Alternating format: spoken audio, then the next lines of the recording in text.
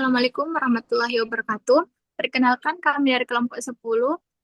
Saya atas nama Nuhli Sari dan teman kelompok saya. Pertama Muhammad Rusli, kedua Nur Hidayah Rahim, ketiga Zakia Mutiara Nabila, yang keempat Risma, dan yang kelima Nur Aida.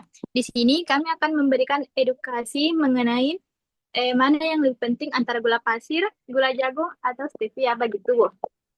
Yang pertama itu gula pasir. Gula pasir adalah disakarida yang tersusun dari molekul glukosa dan satu molekul fruktosa yang terikat. Saat masuk usus halus, enzim enzim sukrase memecah sukrosa menjadi glukosa dan fruktosa bebas. Selanjutnya itu kelebihan gula pasir. Ya, ada beberapa kelebihan gula pasir, di antaranya yang pertama membuat tubuh lebih berenergi, kedua menyimpan energi dalam bentuk glikogen, ketiga memperbaiki suasana hati dan memicu bahagia, keempat menjaga stamina, dan yang keempat itu menjaga stamina dan fokus. Selanjutnya ada kekurangan gula pasir. Yang pertama menekan fungsi kekebalan, yang kedua mengganggu sel darah putih, ketiga menghambat produksi antibodi, keempat mengganggu fungsi sel T, dan yang terakhir yaitu meningkatkan kerentanan terhadap penyakit. Itu dari saya. Selanjutnya saya serahkan kepada pemateri selanjutnya. Baik, terima kasih. Selanjutnya adalah gula jagung.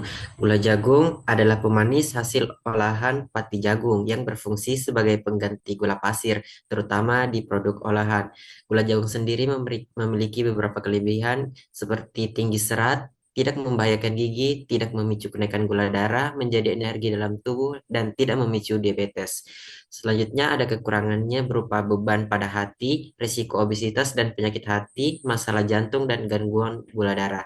Saya serahkan ke pemateri selanjutnya. Stevia berbeda pada gula pada umumnya yang memberikan energi pada tubuh, stevia justru sebaliknya.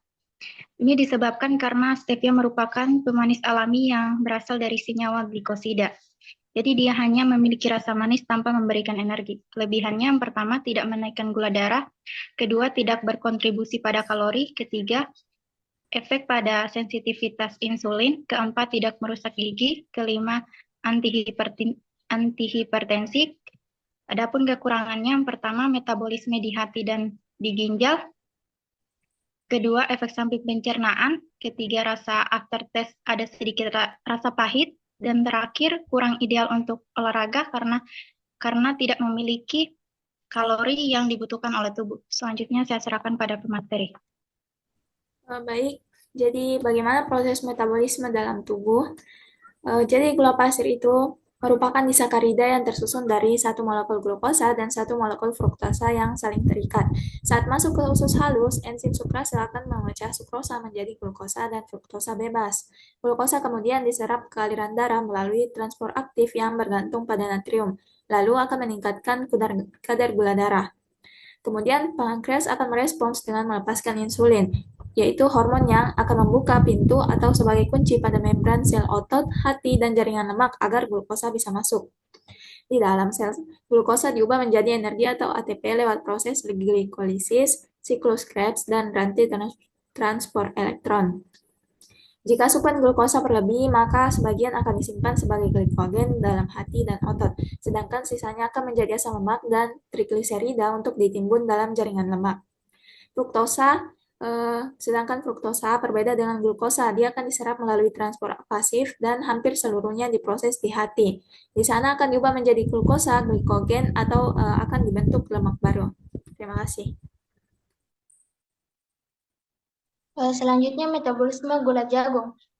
Gula jagung khususnya bentuk yang paling umum yaitu high fructose corn syrup atau disingkat dengan HFCS, terdiri dari campuran glukosa dan fruktosa dalam bentuk monosakarida bebas.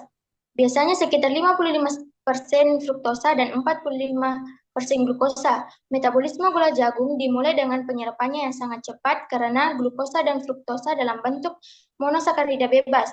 Glukosa langsung masuk ke darah meningkatkan gula darah dan merangsang insulin. Fruktosa hampir seluruhnya diserap oleh hati yang dalam dosis kecil mengubahnya menjadi glukosa atau glikogen. Namun jika berlebih, fruktosa diubah menjadi lemak yang menumpuk di hati atau dilepaskan ke darah sehingga meningkatkan risiko resistensi insulin, sindrom metabolik, obesitas, dan penyakit hati berlemak non-alkoholik.